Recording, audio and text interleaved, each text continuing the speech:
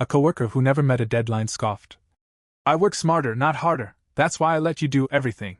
When I stopped helping, he panicked, yelling, You're making me look bad on purpose.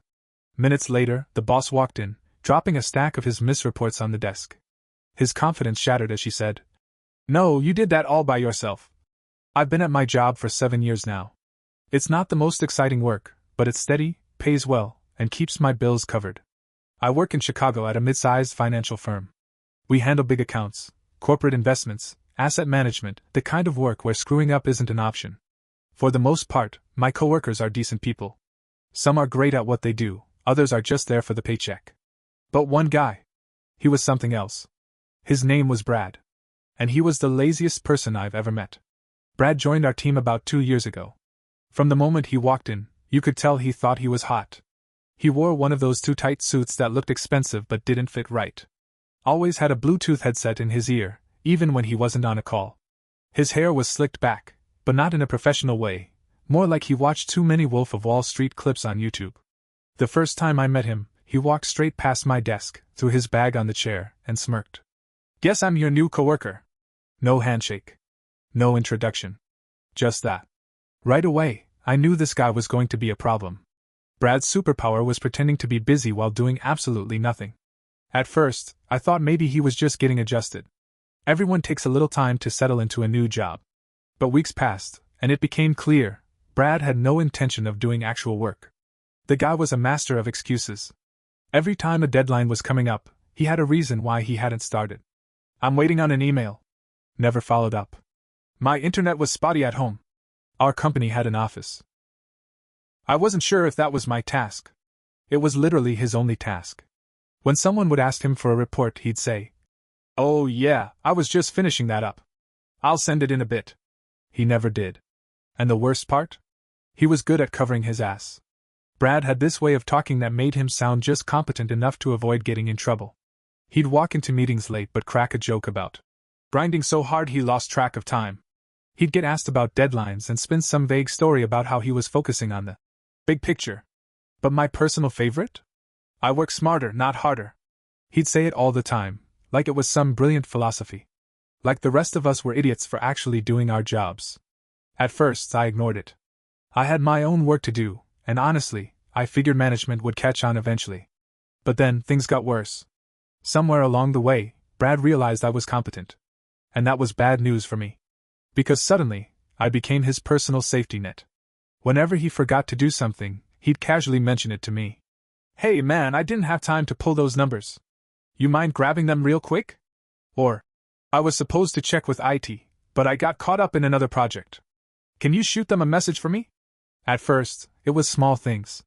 A report here, an email there. Stuff that took 5 minutes. But soon, he started offloading entire projects onto me. And because I actually care about my job, I picked up the slack. I wasn't the only one. A few others got caught in his web too. But somehow, I ended up being his go-to guy. Whenever our boss, Margaret, asked about something Brad was supposed to do, he'd nod confidently and say, Yeah, I worked with OP on that. No, Brad. You didn't. I did the work. You just took credit.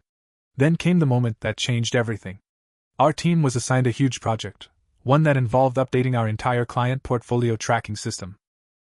It was the kind of project that could make or break careers if done right or wrong.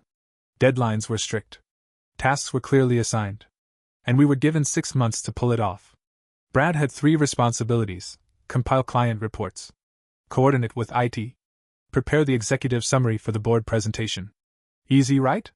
Except Brad didn't do any of it. At first, he acted like he had everything under control. Month 1? No reports. Just waiting on some numbers.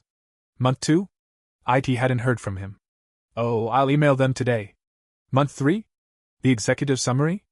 I'll have it next week. It was the same cycle, over and over. The only difference was that now, there was no room for error. If he screwed this up, it wouldn't just annoy coworkers, it would cost the company money. And Brad? Brad still didn't care. At this point, I was done. I had been picking up his slack for too long, and I realized something. If I kept covering for him, he'd never face the consequences. So I stopped. No reminders. No extra work. No checking up on him. I let Brad be Brad. And the results were glorious. It started a month before the deadline. We were in a meeting and Margaret asked, "Brad, where's the latest client report?" I watched his smug face twitch. I'll have that to you this afternoon." He never did. 2 weeks before the deadline. Margaret. "Brad, have you coordinated with IT?" Brad. "Oh, yeah. We had a meeting last week." Margaret. "IT says they haven't heard from you." Brad, visibly sweating. "Oh, that's weird. Maybe an email got lost?" Then came the final blow. 1 week before the deadline. Margaret stormed into the office and dropped a thick stack of documents on Brad's desk. Her face was ice cold. "This," she said, "is every single missing report you were supposed to submit." Silence. Brad turned to me, his face red and panicked. "You're making me look bad on purpose." I tilted my head. "No, Brad. You did that all by yourself." Brad sat there, staring at the pile of missing reports like they were radioactive. His confidence was crumbling. For the first time, he had nowhere to hide. No smooth excuses, no distractions, no one to quietly fix things behind the scenes. I watched him panic. Instead of admitting he messed up, Brad did what Brad does best. He scrambled. That afternoon, I saw him bouncing from desk to desk, trying to charm his way out of trouble. First, he went to James in IT. "Hey man, I sent you an email a while ago about the portfolio update. Maybe it got lost? Can you just mark it as received so it looks like we were in touch?" James blinked. "Dude, you never emailed me." Brad forced a laugh. "Oh, my bad. Must have been my other email account. No worries, I'll resend it." He never did. Next, he tried Laura, one of the analysts. "Hey, you got a sec? Margaret's all over me about those reports. I know you keep track of most of them. Can you just shoot me a copy real quick?" Laura raised an eyebrow. "Brad, I don't do your reports." "You do." Brad grinned like it was a joke. "Come on, we're all on the same team, right?" She didn't even answer. Just turned back to her screen. Strike 2. Then, Brad did something I didn't see coming. He walked right up to me. Brad leaned on the edge of my desk, trying to act casual. "Look, man. I think there's been some miscommunication." I didn't say anything. Just stared at him. Brad cleared his throat.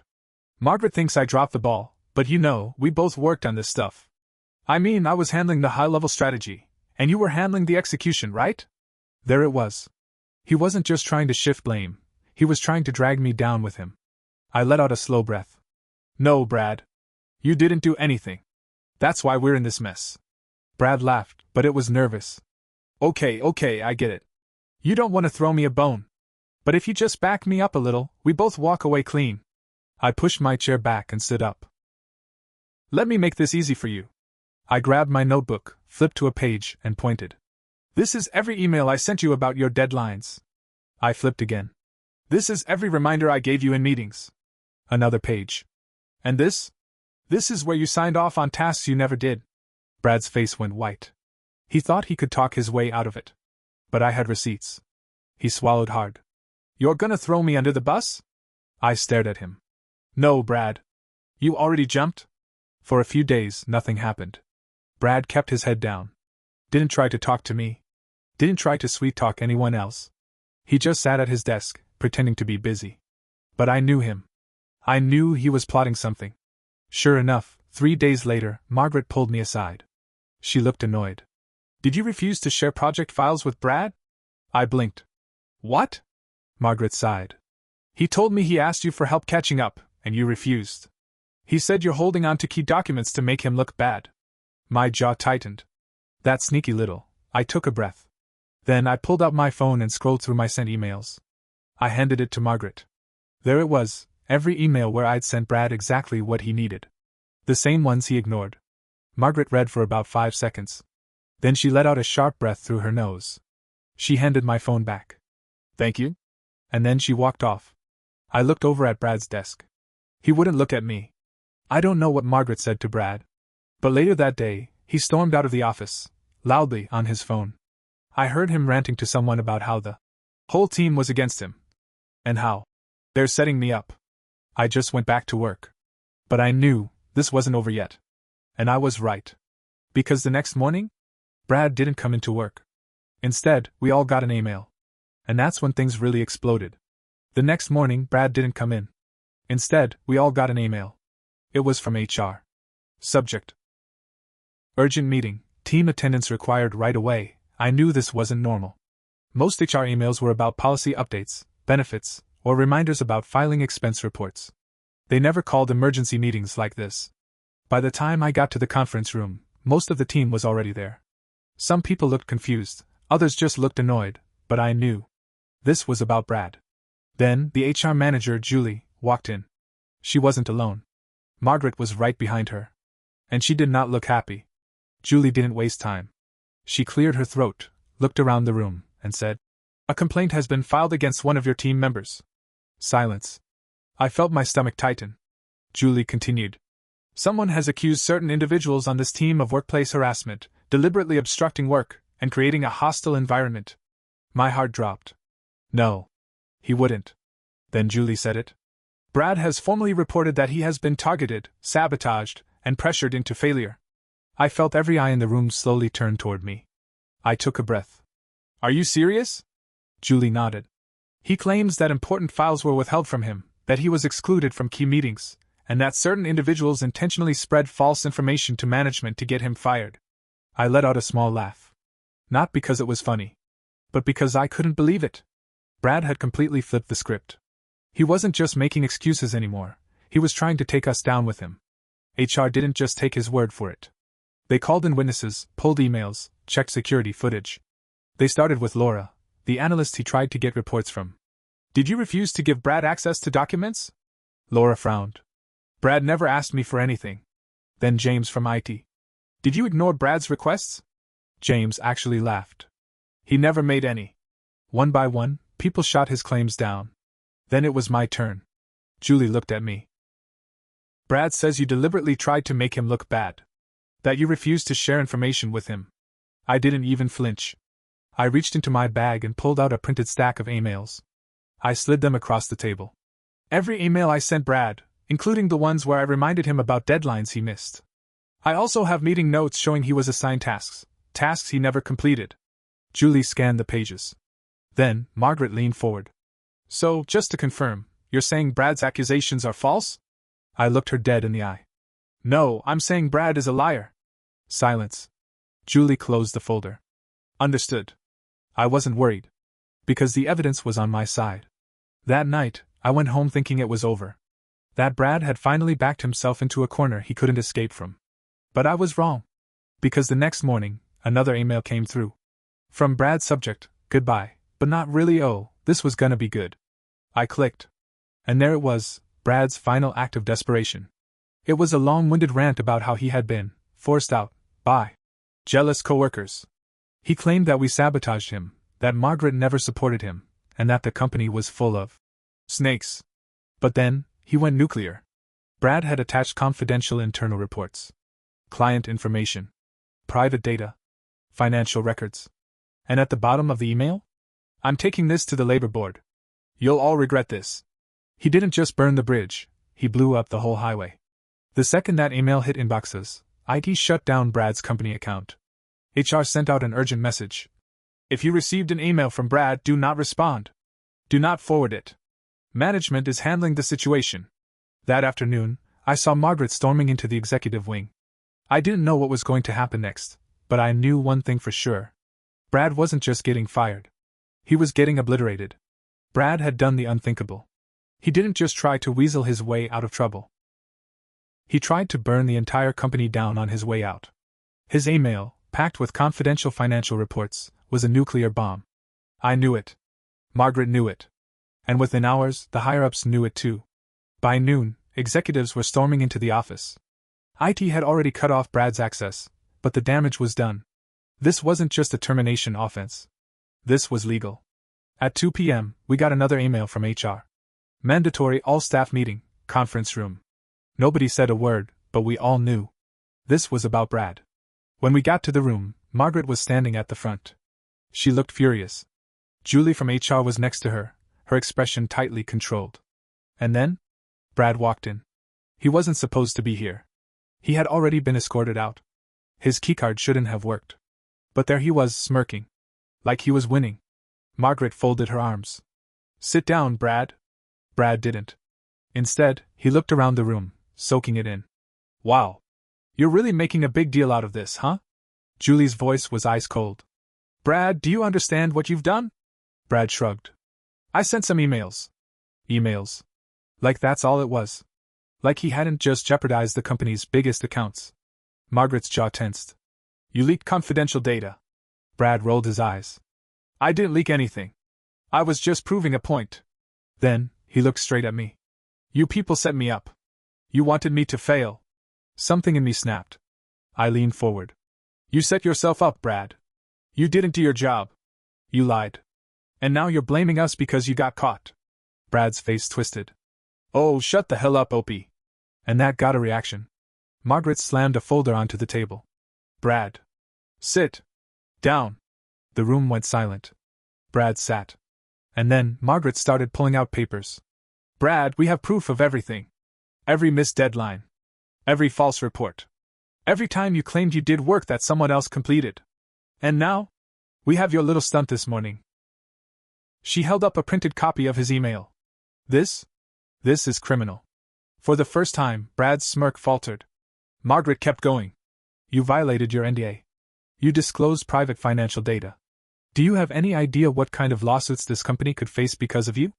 Brad swallowed. I was just trying to save it. Margaret's voice was sharp. You aren't just fired, Brad. You're facing legal action. Brad's mouth opened, then shut. Julie from HR slid a paper across the table. Effective immediately, you are banned from this building. You will be escorted out by security. And you should expect to hear from our lawyers very soon. Brad looked at the paper. Then at me. Then at Margaret. Then back at me. And then he snapped. Brad stood so fast that his chair scraped against the floor. This company is a joke. Nobody moved. Brad's voice rose. You think I need this job? You think I can't go somewhere better? I was carrying this team.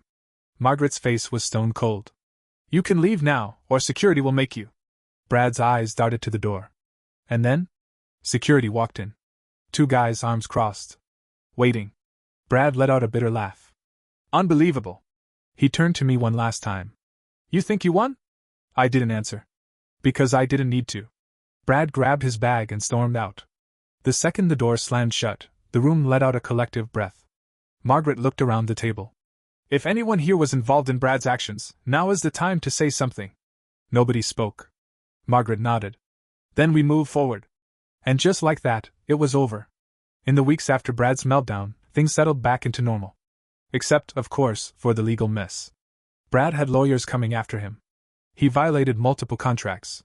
His name was now circulating through the entire industry. He wasn't getting hired anywhere. I heard through a friend that he tried to start some consulting business. It went nowhere. Because the problem wasn't the company. It wasn't me. It wasn't Margaret. It was Brad. He thought he could cheat his way to success. Instead, he destroyed himself. Looking back, I realized something. For so long, I had been angry at Brad. Angry that he got away with things. That he used me. That he made my life harder. But in the end, Brad wasn't my problem anymore. He was just a lesson. A lesson in what happens when you pretend to work smart, instead of actually working hard. And honestly, I hope I never see him again.